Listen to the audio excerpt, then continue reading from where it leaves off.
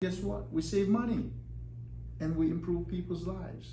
So I'm saying the federal government, let's put money in grant funding to police department, to cities, to counties that implement these, to states that implement these programs, and put that additional funding in place to help. In Broward County, the initial investment we made was over $3 million. But guess what we saved since this program has been in place? About $60 million. That's a good return on investment.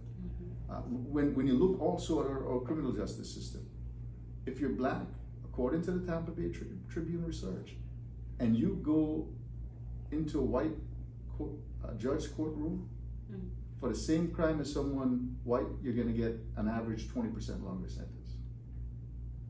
So if you stole 500, black, white person stole 500, same age, everything else the same, you're going to spend 20% longer in jail.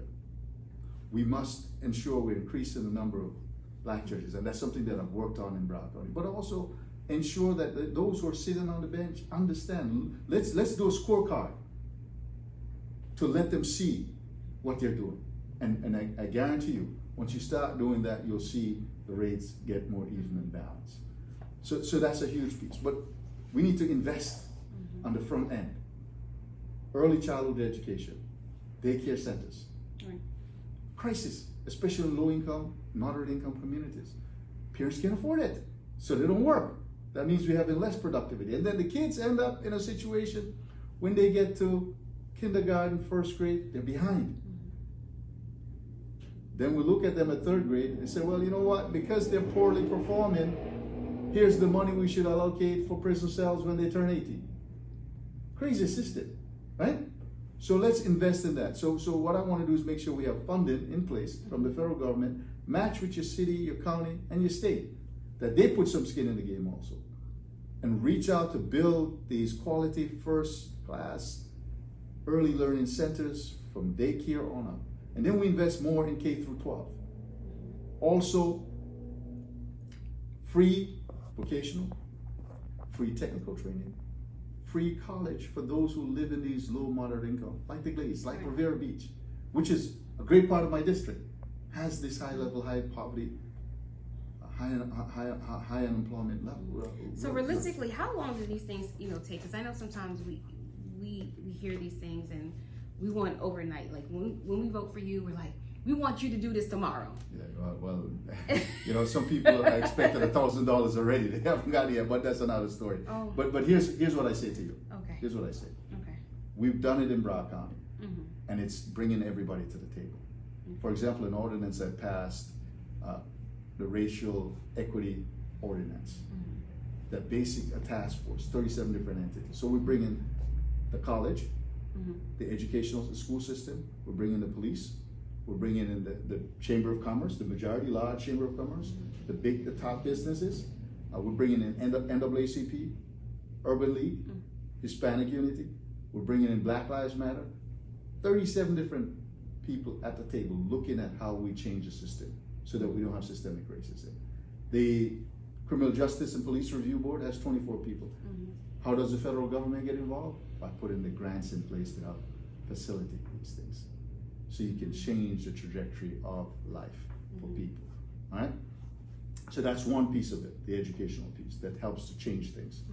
And then we've got to look at how we encourage and build small businesses, making sure that they don't have to face onerous bureaucracy in order to grow their business.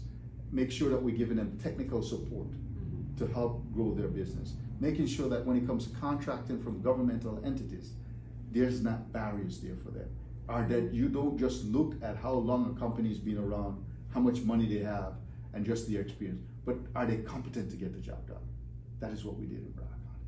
That's where we moved the bar to where we now have 55% of our participation from CBE, DBEs, minority, women-owned small businesses at the table, bringing money into the communities that need it the most. I say, let's make sure that we give technical support to these small businesses through the SBA. Let's make sure that we have access to capital available for them to participate. And when communities, when the cities and the counties do this, let's reward them with some funding to help facilitate that even further. So when people look, well, the people are going to vote, right? Yes. So they're going to see your name on the ballot, and Yes. some people are going to vote August 23rd. We have some early voters. Yes. I wanted to give them just a little history about you and the fact that you're running again. Yes. You lost only by 5 to 6 votes. I know it hurt. That had to hurt because you were that close. So, but that says a lot. Yes. That says that a lot of people believed in you, Yes. right? And I'm grateful for that. So now you're more present now in Palm Beach County, Yes, absolutely. and you were endorsed by Alcee Hasty. I saw that. Before it passed, yes, and many others in the community that are really in the community. See, you can get endorsement from folks, but you want to be endorsed by people that are in the community. Doug Lawson, Tantric, Anne-Marie Sorrell, and people who are here who understand. So Palm Beach County, so just let people know because Yeah, I have a diverse audience. And then if you go to Broward County, the list is too long to give you. And these are people that I've worked with over the years. When you look at my performance as the mayor of Broward County during COVID-19, where I brought the leadership of the community together, getting our mayors,